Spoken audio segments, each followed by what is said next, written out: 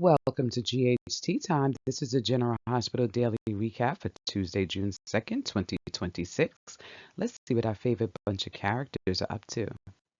Well, Brennan days are numbered. So Cullen came in to see Brennan, and he basically was telling Brennan that he's just antagonizing him. Just like, he loving his job. He found his files. He was able to get into the digital files, but he can't get into his little black box that Brennan has. And I think that black box has information about Josh being a WSB agent and probably some other stuff.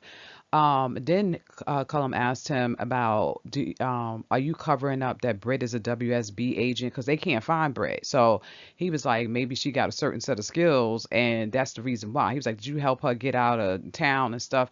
But Brennan blinked no, so he knows that, that's not the case. But he just started threatening Brennan and kind of basically like, you know what? It's okay. You give me the combination to that black box, or you gonna wind up not here no more, right? So he was kind of like, maybe in your sleep something happened to you, maybe this will happen to you. So that clock is ticking. So Brennan sending Nina over to find Valentin was probably the smartest thing he did, because he knows he ain't got nobody to turn to. So, and he's only a matter of time before Cullum takes advantage of his state, or his supposed state, and do something to him. So we'll see what happens with this. Nina was being salty. Oh, she's being salty. So Nina comes in and Carly tried to close the door on her face. I said, wow, Carly, you ain't right. So Carly opened the door for her and tried to close the door. Nina go put her good shoes in the way to keep Carly from closing it, talking about W messing up my shoes, right? So Carly was like, what you want? So she wasn't really going to let her in, but Valentin was like, no, let her in. So Valentin was asking her the same question, like, what you want? So because she had to get her little digs in before she told him why she was there. And she was like, I can't even believe you with Carly and stuff like that. She was like, Carly will let anybody basically into her bed.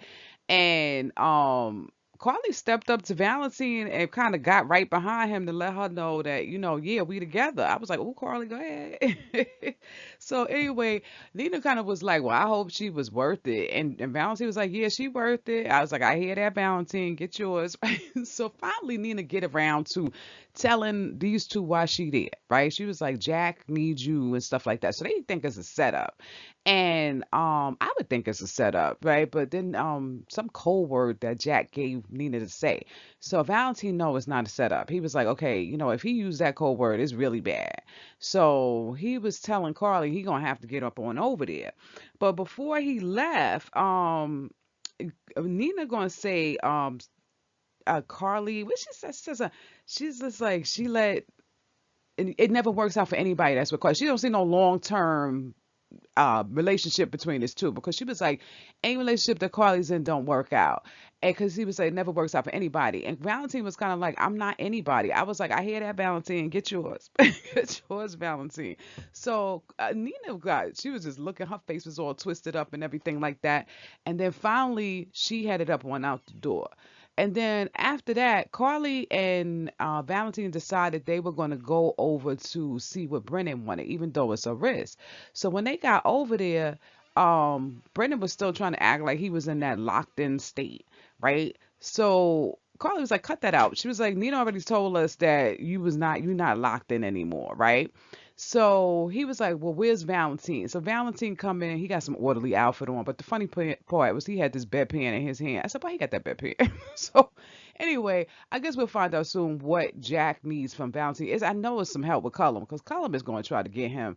So hopefully they can get him out of there, or get him, I don't know what he's going to need, because he could kind of walk. I don't know if he could walk out of there. He's still kind of messed up, but we'll see what he's going to ask Valentine to do for him.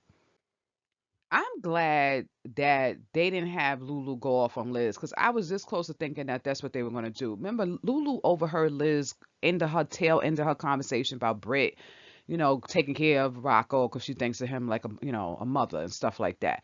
So I thought she was going to come in and go off on her, but she didn't do that. She came in and she was like, I want to talk to both of y'all. And, then Liz was kind of like, look, before you thank me, let me tell you my involvement in this whole thing. So she told her the whole thing about how she told Dante and stuff like that. Here goes Lulu talking about, oh, isn't this the same thing? You was conspiring and keeping information. No, it ain't the same thing. He needed it was like he was trying to find out what was going on because nobody was telling him. So Dante did break it down. He said, I found out after I confronted you, right? He put all the pieces together, whatever. So she realized she was in the wrong on that. And Dante had to go out, talk to Joe real quick. So she was talking to Liz, and they both was kind of like, she was like, Liz was kind of putting it out there. She was like, if you had asked me the same thing to do help you, she said I would have did it, right? Because she would look out. So Lulu now sees that, maybe she played her hand wrong as far as keeping all this information to herself. But we'll see. I'm sure that conversation is going to continue tomorrow.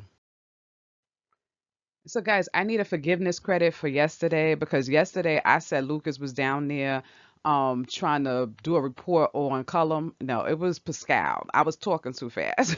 Right? So anyway, Lucas is down here trying to file this report and trying to see if he can get a detective to go out there to look in on Pascal for as a possible suspect in Marcos's demise. But we know why Lucas is doing this because at first I was like, why is Lucas down here with this? But I get it. He wants to get Pascal on Sidwell's radar as a possibility as a suspect.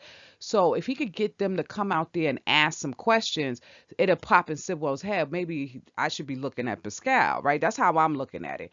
So, but Joe was kind of being, look, I get it. Pascal was wearing Marco's tie. That's not really a reason to go out there, but he was really kind of blowing Lucas off. I was like, come on now. Right? So Lucas is still telling him this and that. And I was like, Lucas should have said he came out and threatened him because he really did come out and threaten Lucas. But Joe was like, no, this ain't enough. I don't know what I'm supposed to do with this. Kind of just a blow off. So Lucas got tired of that. And he was like, look, I need to speak to Dante, right? Because I need to speak to the commissioner because we like family. He's going to listen to me. So Joe went and got him, but Joe was rolling his eyes and he went up in there. So Dante came out and he was just like, look, go over there and just talk to Pascal, right? He was like, but we ain't got no, evidence or anything against him. He's like, no, no, no. We just want to talk to him and see what he say. That's it. So he sent Joe over there to do that. And then he did funny too. Dante told Joe, yo, you need to get used to going over to Windermere anyway, because we always over there for something, which is the truth. I don't care who living in that house. There's always something going on. So yeah, get used to how you get over there, how to get in the grounds and all that other good stuff. So Joe went to ask Pascal some questions, and I don't know. But you know what? I gotta say, at first I thought Lucas's thing was kind of whatever, but I get what he's doing. So this probably will put it in the back of Sidwell's head. Maybe he should be looking at Pascal. Tracy, Brooklyn, and Lucy went over to see Sidwell because they want to tell him they out of this contract thing that he have because they know he doing illegal activity stuff, and they want deception back, right? They don't want to be dealing with him no more. So they waiting to see him.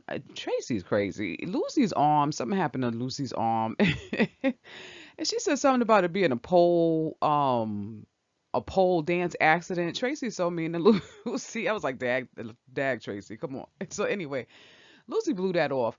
And then Pascal came in and Pascal was like, look, you guys can go because Sylvell is busy and he ain't got no time to see y'all. So Lucy's like, okay, we leaving. And Tracy and Brooklyn standing there like they ain't going anywhere.